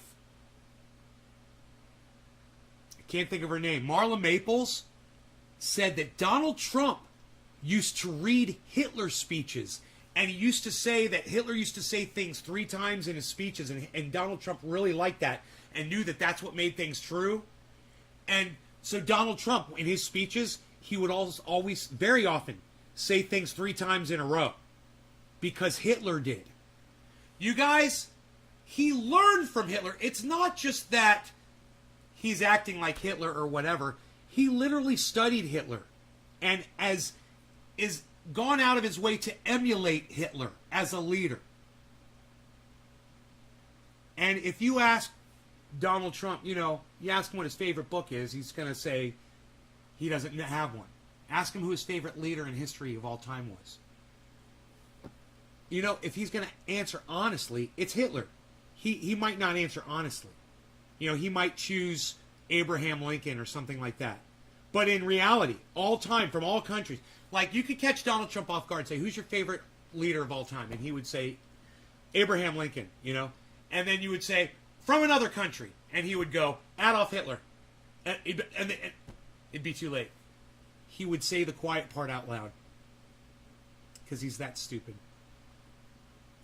You guys, if you watch this movie,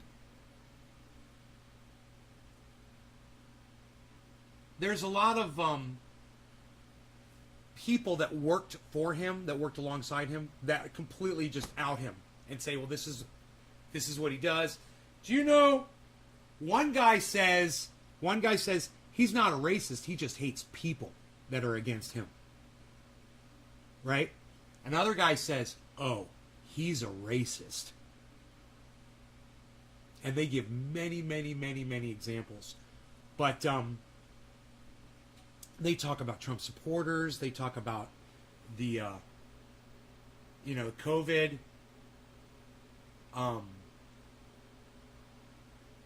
It is an extensive commentary on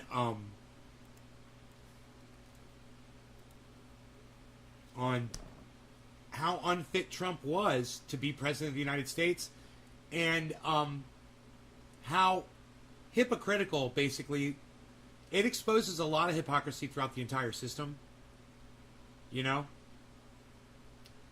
but mostly just focuses on Donald Trump, like he would want it. Anyway, I love you guys. Thank you so much for watching the show. I'm sorry I went so long.